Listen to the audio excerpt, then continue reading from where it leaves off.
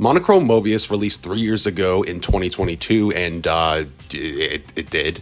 I honestly have never seen this game. I didn't know when it came out. To be honest, I don't even know how it got into my game collection. But one day, as I was waiting for new releases to come out, I always go into my backlog and decide a game I should start up, and the cover art looked absolutely beautiful, so I was like, hey, this looks like a lot of fun. Shows how I go about buying JRPGs sometimes. The cover art must have caught my attention in the store, and I decided to buy it. But man, am I glad I did, because, to be honest, dude, this game slaps.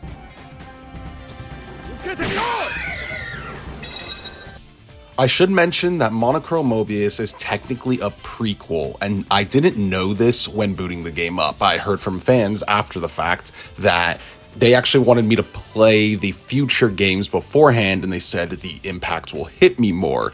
But through this game, the story is extremely self-contained, very easy to follow, and it helps that it is a prequel.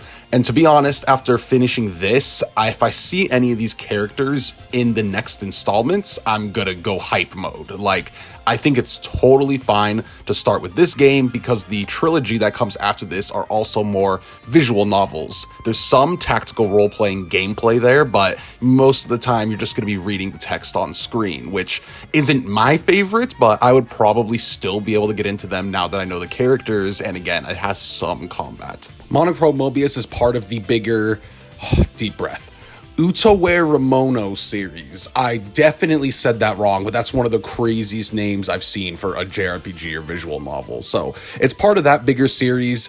And again, after playing it, I absolutely think you can just play this game standalone, and you might even be like me and want to check out the trilogy after because I loved the characters and story so much. But let's get into my thoughts around Monochrome Mobius and why it surprised me so much. And the biggest aspect was actually the story and characters here. When you get into a JRPG, usually you know beforehand if it has a reputation for having a really good story. The Trail series, Xenoblade, Persona, some Final Fantasies, a lot of them will have a reputation that you kind of understand before you go in it. So usually when I do a no-name JRPG or one that's more niche, I don't expect the craziest story. Sometimes some really lovable characters, yes, but not a really crazy story. But this game's story is fantastic. Let me break down a non-spoiler little synopsis of the story, and you might even be interested after me explaining it, because in general, I think it's a really good idea for a story, and I was kind of hooked from the start. So you play as Ashtor, who's like a teenager, and he's basically trying to help out his mom and his siblings. They're not very wealthy. He has to go out and hunt. He has to go pick some crops, and it's a very simple beginning, and then he runs into this girl named Shunya, and she tells him, "I'm your sister." And he's just confused because he's never seen her in his life, and he also thought his dad died when he was young. She tells him that her dad sent her over here from a different realm, and they need to go find him. And Ashtor is just super interested, and as they go around asking and gathering information, no one has heard of this realm. They think it's non-existent, or they just have no idea about it. So eventually, the journey goes into you trying to get into this other realm, find your lost father, and just explore all the lore around this world. And it's just super interesting, dude. I loved it. The pace is pretty good to keep you on your toes. Like, it does not get boring very often. The cast and characters, even the side characters, are all very lovable. They're usually very adorable. They have a lot of trials they have to overcome, and they do grow a lot through this game, which I really enjoyed. I loved the party by the end. I do have a question, though. What the hell is this thing? Is this a platypus or the Chocobo's goofy cousin or something? He's our little mount we could ride around, our little pet, and I just, what is this thing?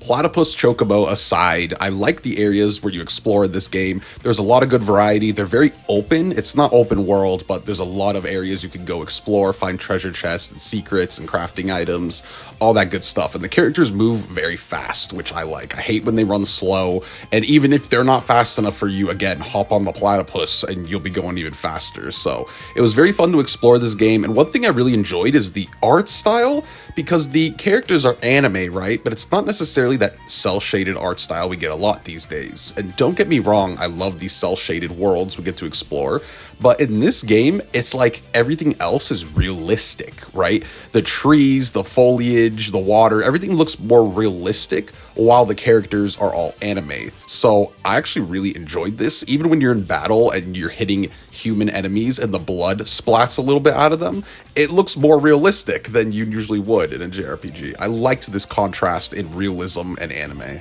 And then the combat I would describe as easy to pick up, but definitely deep to learn. It's a turn-based combat system, so classic JRPG fans will probably feel right at home here. A lot of people actually compare it to Grandia, which I've never played, so let me know down in the comments as you're watching this and hearing me explain it, does this remind you of Grandia's combat? Basically, the main thing about it is you have this ring at the top left, and you want to get into the inner rings, because that means you're going to get more turns, and you'll get to outperform the enemy. There are two ways to get into the inner rings. One is to get your power up after a certain amount of actions, and you basically could use it to do a heavy hit for your next turn, or you could choose to go into an inner ring. So it's about that risk versus reward. How do you want to strategize? And if the enemy is also dizzy, so the little stars are around them and you smack them, it's going to put you into an inner closer ring. Overall, it's a really fun turn-based combat system. It's a bit more on the simple side, nothing super crazy, but definitely enjoyable. And another thing I really enjoy is if you're a higher level than the enemies around you, you can just insta-kill them with your weapon on the field. So this is cool to grind a lot faster or just get enemies out of your way. Another fantastic thing is the way you level up. Every time you level up, you're going to get certain specific stats upgraded for your character, but then you get to allocate certain points into what you want. So if it's a mage, you want to put it into intelligence, MP. If it's an attacker, you want to do HP attack, stuff like that. And I really like when RPGs let you kind of choose the stats on your own. Overall, though, this is just a very good package of a game. I was very surprised in the entirety of my playtime. I thought this was one of the better JRPGs I played recently. The art is amazing. I love the character designs. The characters and story itself are actually pretty dang good. The combat system, while not the craziest thing in the world, definitely has depth and lets you edit your characters and build your team. Again, I think classic JRPG fans will really feel at home here. It's not going to require some crazy acrobatics to learn this combat. It's good old turn-based.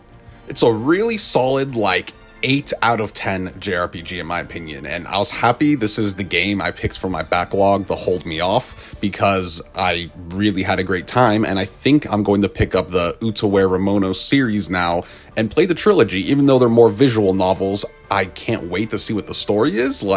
If these characters show up and they're older in those games, I'm gonna lose my mind. So again, I don't think you need to play those first.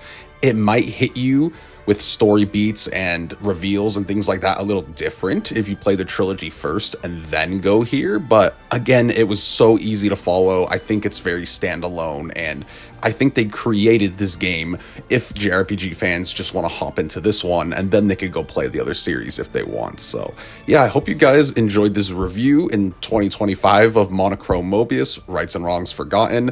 I can't believe I missed this game when it came out, but obviously I didn't completely miss it because it was on my gaming shelf. So let me know what you think down in the comments. Let me know if you guys ever played this before. And again, I want to hear from you guys. Is it like Grandia? Does Grandia have that ring in its gameplay system? So yeah, let me know, guys. I hope you enjoyed this video on Monochrome Mobius. I hope you guys have a fantastic day, and I'll see you guys in the next video very soon. Peace.